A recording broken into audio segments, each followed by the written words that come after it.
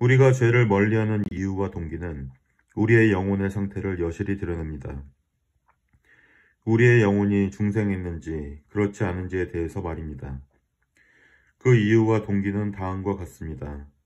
첫 번째, 새롭게 함을 입지 못하여 타락한 마음도 특정한 죄를 멀리할 수 있습니다. 방탕과 탐욕, 외식과 신성모독처럼 하나의 죄가 다른 죄와 상반되어 서로 조화되지 않기 때문입니다.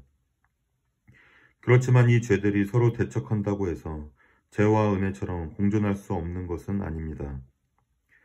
그저 죄가 제각기 우위를 점하기 위해 대척하는 것으로서 마음의 보좌를 놓고 다투다가 번갈아 그 자리를 차지하는 식입니다. 이는 귀신이 들려 불에 던져지고 물에 던져졌던 사람들에게 나타나는 현상입니다. 즉, 하나의 죄가 다른 죄를 복종시켜 영혼을 다스리게 되면 마음 또한 그 정욕의 노예가 되어 복종하게 됩니다. 두 번째, 하나님은 때로 새롭게 함을 입지 못한 영혼도 죄를 짓지 않도록 지켜주십니다. 이는 그 영혼 안에 은혜에 대한 지조가 있어서가 아니라 하나님께서 섭리로 직접 혹은 간접적으로 통제를 가하시기 때문입니다.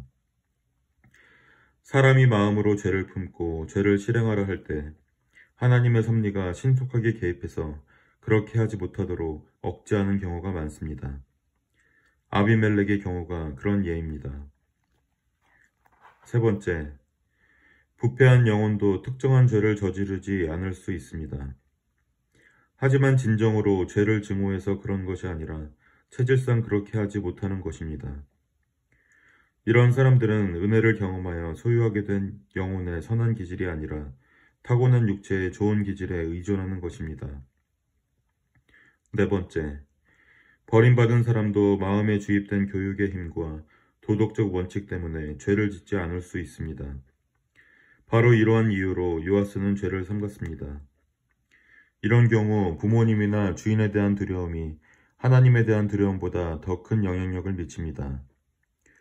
즉, 엄격하게 교육하면 악의 싹이 지나치게 자라지 못하게 하는 효과가 있습니다. 사람은 늙어서도 어렸을 때 교육받은 대로 삽니다. 이는 사람이 사람에게 미치는 영향력이며 중생하게 하시는 성령님의 영향력은 아닙니다. 다섯 번째, 버림받은 사람도 이 세상에서 혹은 내세에서 일어날 일이 두려워 몇몇 죄를 삼갈 수 있습니다. 사람들로부터 오명과 비난이 따르게 되는 죄는 이러한 이유로 금지됩니다. 하지만 이는 하나님이 그것을 금하셔서가 아니라 인간의 법률이 그것을 벌하도록 명하고 세상이 그것을 죄라고 낙인 찍기 때문입니다. 어떤 사람은 더 나아가 지옥에서 있을 죄의 형벌까지도 봅니다. 그들 역시 죄를 두려워하는 것이 아니라 불에 타는 것을 두려워하는 것입니다. 지금까지 육에 속한 사람들이 죄를 삼가게 되는 몇몇 이유들을 살펴보았습니다. 이와 같이 마귀의 자녀들은 결국 명확히 드러나게 됩니다.